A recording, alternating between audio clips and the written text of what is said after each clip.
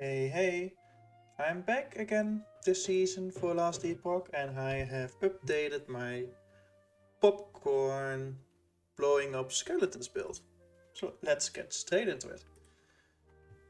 We are resolving the skill around this profound obliteration, which will blow up your skeletons for a shit ton of damage. Just start going down here into the crit, extra skeleton, heal on crit. Of course go up into here, otherwise you have no functioning build. Go this way for mana stacking. And then if you have some points left over, just put them into here, it's a little bit more damage. And mana stacking, getting that up to 5 is not too important if you don't have some mana. So don't stress this too much. Summon skeletons, get as many like plus skeletons that you can. And then over here for the +2 extra skeletons per cast. And then your survivability is like in here for 40 ward per death of a skeleton, and a lot of skeletons will die all the time. And some extra mana gain for the for some extra mana sustain that you will be getting in later on when you have mana being no damage directed to your mana. This will also help a lot. Summon zombies for more sustain down here. And you have 30% chance to summon a zombie when something dies. So yeah, I'm gonna try out these nodes and see if that's something that's worth doing. Because I have a little bit wanted to see if this will help out. Because normally they will like jump, they will like get summoned and walk over there, but I want to blow them up myself with Chaos Bolt. So I'm hoping this will make them stand still. So I have a chance to blow them up with Chaos Bolt instead more often. If not, I'll probably put them into Leap over here and see how that feels. And then Chaos Bolt, most important node over here. So you're doubling up on the mana stacking by giving them extra flat damage per 20 max mana, and then over here for free bone curse and some extra health on hit and refreshes the curse, because why not? And I'm just putting the last point over here, just giving them 40% damn chance. Yeah, there's a lot of, this is like, you can see this as wasted points, you can really put them wherever. Same for like these down here is the most important thing is over here. Dread Shade, everything over here, extra AoE, cast speed, damage, AoE.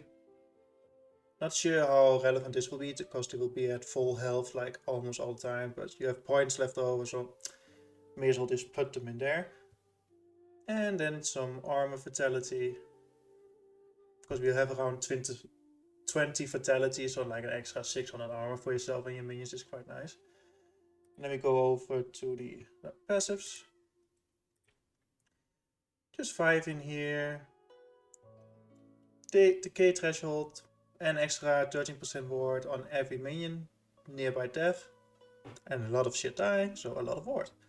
And ward retention. And then you just go into here. This is a big damage multiplier, so get that as soon as you can. Ward retention, more ward on minion death, so yeah, this is getting a little out of hand with how much ward you can get there. Then you have to go up here for the extra skeleton. The passive tree did get a little bit nerfed in terms of the amount of passive points you need to put in able to get the plus skeletons, because first this was only 1 point for 1 skeleton, but now you need to put in at least 2 extra points. And the same goes for over here and over here, so you have to spend an extra 6 points. Base crit, so you can be crit capped, cast speed, crit, yeah. This for minion, for the instacking, increase crit, well, plus 1 skeleton.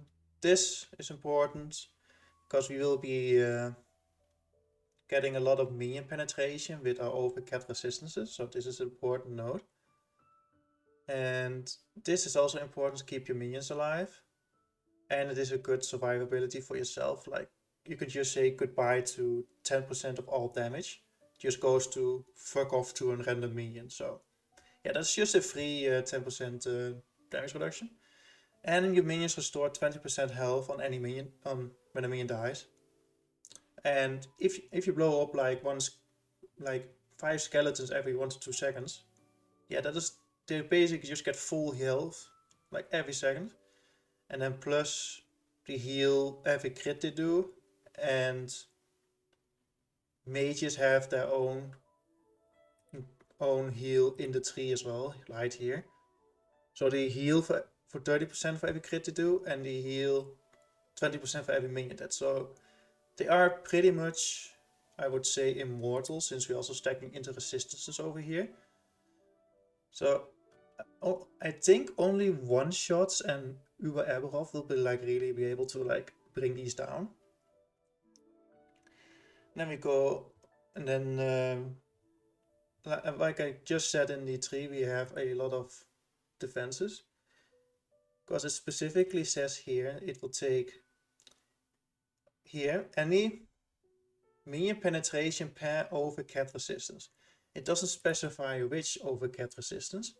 So if you just do like all of them and get like some resistances over here for yourself and for your minions to keep your minions even more alive, not sure if they need it, but yeah, they will basically just be immortal. Yeah.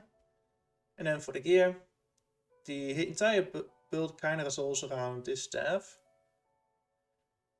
for the extra +2 skeletons and increased minion damage. Do not look at the stats. I just put this here to make it obvious, like which stats you should be looking out for on the staff. If you get one of the mana ones, that is just amazing, and then the other ones at like tier 2, 3, 5 is like a nice bonus. But I would say look out mostly for tier 7 mana, mostly the 1 mana spent gained as ward. That is the most also important one, because you will be spamming the chaos bolts, which will then also give you health here. So yeah, and of course also cost mana, so you get mana from here. And your survivability comes from this heart here. And here with every minion dying, you get 30 health. I was spamming this and I could still be pretty much almost full health, because you get 30 health on every single minion death, and you're spamming out zombies, you're spamming out skeletons and skeletal vanguards because of the passive tree. So yeah, you're getting a lot of minions, and there's 30 health per minion, so you can basically just spam this out. So yeah, the helm is for any damage you do, like 28% of all damage goes to your mana. So there's another like 28% of damage you can just say goodbye to. This is not really, you're not really getting this on league start, season start, maybe like after 2 to 4 days, because it's an apparat drop. But it's basically just 28% of all damage, just goodbye, and then same, there's already like 38% damage is already being said goodbye to. And you are regenerating your mana quite quick with the skeletal node that gives mana on skeletal death. So 28% here, and then you have 24% here. So there's like 52% of all damage is already like being fuck off sent into space. So yeah.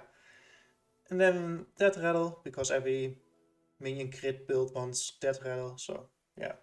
This league season or whatever, we're also getting increased area for minion damage. And I think it's gonna feel really nice on the build, because we are doing our entire damage is resolved around an area attack, and minion area damage last season was like not available, but now it is like here and on the gloves. Oh, let me just do it like that. On the gloves, so it's like an extra 66% area damage, and you're only really giving up like a little bit of minion damage. Like on the top end, you're only missing like 17%. So it is worth it to get like the extra minion area damage there. Mantle of the Pale Ox.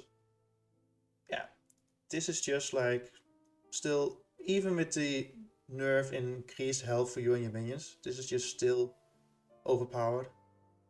It just kinda is like 24% of all damage is just being told bye bye. And then combine with this one to the mana, and then on the passive tree, yeah, it just stacks. You need this mod tier 7 at 15% so that you will be crit capped. Because it may say like 28% here, but you're getting 15% base crit from the skeletal tree here. You're getting 15% from here. So there's already like plus 30 base crit. So yeah, and that plus this, that will bring you out to, oh, I don't have, it will bring you out to 100%. So yeah, that is good enough. It's a typical minion ring with health. I'll go over the sets in a bit, and then Spider Silk for more resistance, and then health, minion damage, a little bit of minion health. And just normal boosts. I'm not entirely sure on a T7 elemental rest, but I just did it. Increase speed, ints, and there's more health. Gloves, minion damage with area, health with int. And then the new iteration for this season, the Legends Entwined, which is if you get a top end one, 5 all attributes and 5% all res with 1% with 1 all skills. So if you get these 4, that is plus 3 all skills, plus 5 resistance, and plus, no, sorry, plus 15 all res, plus 15 all attributes, and plus 3 all skills. So yeah, that is quite good, since we're still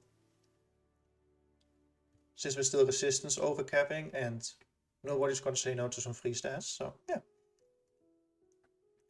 And then Twisted Heart of Ukraros. Yeah, however you say it. Basically, we have so much health regen or health regain thanks to this.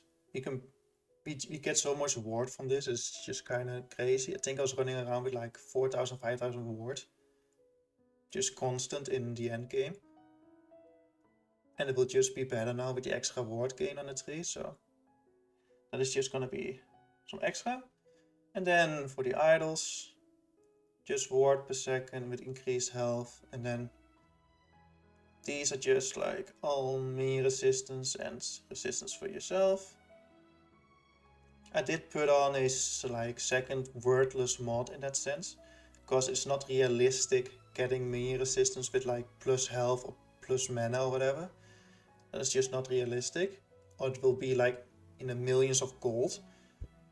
So yeah, just any second mod on here is already better than what I put here. Same goes for these. So yeah, just keep an eye out if you drop one yourself, or you can snipe one from the auction house. And then for the blessings, just health, but you can also make it a bait for, where was it? Yeah, for void resistance, for more pen for your minions, or maybe you want some ward decay. Yeah. Not the biggest deal. 20% all res here for yourself. But if you feel like still that your minions need even more resistance, there's also plus 25 to minion resistance here. But that will, then you will lose like, if you will lose like a lot of pens, so it's not recommended. Some flat armor, because we get a lot of increased armor, but not a lot of flat. So just getting the extra 200, like around 300 here is already like a lot. Like if I remove this, this already goes down to 27. So having the extra armor there is like nice. Physical resistance for just more pen for the minions. You can also pick up the increased armor, but it doesn't increase as much as the other one did. So I'm just keeping it on physical resistance. And we kind of need the physical resistance as well. Like we're a little bit short, just having the physical resistance here is nice. And extra mana for when you're and you're properly into the mana stacking. And if you're not there yet, just pick up lightning resistance with your smog pen. And yeah, that's basically the build. This build pushed me to like 1000 corruption last season already. But now with all the extra support and defenses for yourself and for the minions, I'm pretty sure it will be comfortable being able to reach that. And I also have a second build in mind. There's a little bit of switching around. Like you need to get plus crit here. But it revolves around Dreadshade and Everlasting Poison. Because Dreadshade by default has 4 shades. And because we're putting some sets into here, you're also getting the plus shades here. So you have 8 shades. And you get 7 skeletons. So you will be able to put a Dreadshade on every single of your Skelly mages. But at the cost that they will be poisoned. And I do not... this is a lot, and I mean a lot of extra damage. Because they get 40% extra cast speed. They get 40% more damage here. More crit here. And yeah, this is a lot of damage. But you will get health decay.